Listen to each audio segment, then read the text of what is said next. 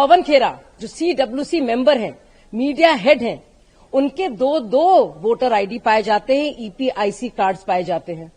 पवन जी ने ये बात बिल्कुल क्रिस्टल क्लियर कर दी है कि उन्होंने ऑलरेडी आवेदन दे दिया था कि मेरा वोट वहां से हटा के अब जो वहां पे परमानेंट रहते हैं वहां पर कर दिया जाए। पहले कोटा नीलिमा, ये के नीलिमा। EPIC नंबर बिल्कुल अलग है। असेंबली जो है 40 न्यू दिल्ली है। पार्ट और सीरियल नंबर बिल्कुल अलग है। ये तो अक्षमता, ये तो इनएफिशिएंसी और इनकॉम्पिटेंस इलेक्शन कमीशन की है। इलेक्शन कमीशन क्या कर रहा था? इलेक्शन कमीशन के BLO क्या कर रहे थे? एक बार फिर से जाहिर हो गया है कि कांग्रेस पार्टी मोहब्बत की दुकान नहीं है, फरेब और फर्जीवाड़े का बाजार है। जरा सोचिए, पवन खेरा जो CWC मेंबर हैं, मीडिया हेड हैं, उनके दो वोटर आईडी पाए जाते हैं, EPIC कार्ड्स पाए जाते हैं और अलग अलग। अब उनकी पत्नी कोटा नीलिमा जो बाकायदा 2023 में जिन्होंने चुनाव लड़ा था 60 खैरताबाद विधानसभा से, तेलंगाना से जो उम्मीदवार रही थी, उनके भी दो वोटर कार्ड पाए जाते हैं, इलेक्टोरल कार्ड्स। और आप देखिए उसमें एक में नाम होता है कोटा नीलिमा, उसका EPIC नंबर अलग होता है, 60 खैरताबाद होता है और सीरियल नंबर वगैरह होता है। पर खेल यहां पे खत्म नहीं होता। आप देखिए कि एक और EPIC कार्ड प्रकट होता है और वो कार्ड है नई दिल्ली से। नेम उसमें हो जाता है के नीलिमा। पहले कोटा नीलिमा, ये के नीलिमा। EPIC नंबर बिल्कुल अलग है। असेंबली जो है 40 न्यू दिल्ली है। पार्ट और सीरियल नंबर बिल्कुल अलग है।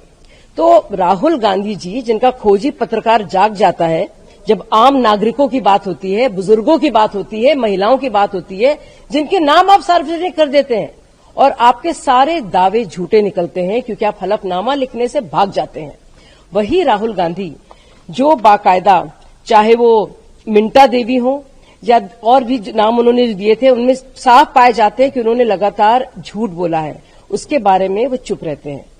चाहे वो अमन कुमार हो, मिंटा देवी हो, सुबोध कुमार हो, बाकायदा डिस्ट्रिक्ट ऑफिशियल्स, बूथ ऑफिशियल जाते हैं तो पता चलता है कि उनके नाम थे, पर उनका नाम इस्तेमाल करके वो झूठे दावे बनाते हैं।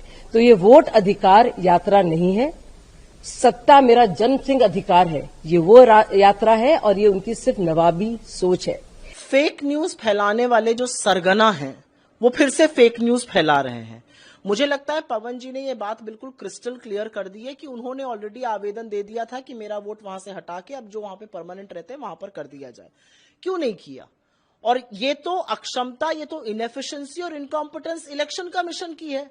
इलेक्शन कमीशन क्या कर रहा था? इलेक्शन कमीशन के BLO क्या कर रहे थे? BLO दफ्तर में बैठकर पर्ची भरते क्या? ये पूरी तरह से सिद्ध हो चुका है, क्योंकि अगर BLO उस एड्रेस पे गया रहता, पुराने एड्रेस पर जहां का उन्होंने आवेदन दिया हटाने का, तो उसको पता चल जाता। यही तो हम भी कह रहे हैं कि BLO घर भर बैठकर पर्चियां भर रहे हैं, वो इसीलिए जिंदा लोगों को मृत और मृत लोगों को जिंदा किए दे रहे हैं।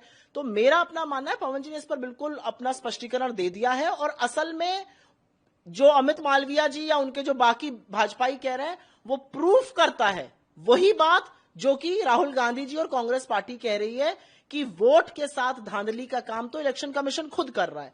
और जहां तक उनकी पत्नी की बात है, पोलिंग स्टेशन विधानसभा में एक और लोकसभा में दूसरा बिल्कुल हो सकता है।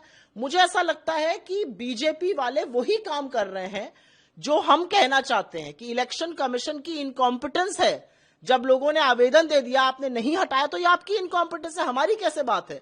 और मुझे लगता है पहले अनुराग ठाकुर ने और अब अमित मालविया को तो हमें साधुवाद करना चाहिए कि आप हमारी ही बात को बढ़ा रहे हैं, आप हमारी ही उस बात को बढ़ा रहे हैं जब हम कहते हैं कि अनियमितताएं इलेक्शन कमीशन के चलते हैं।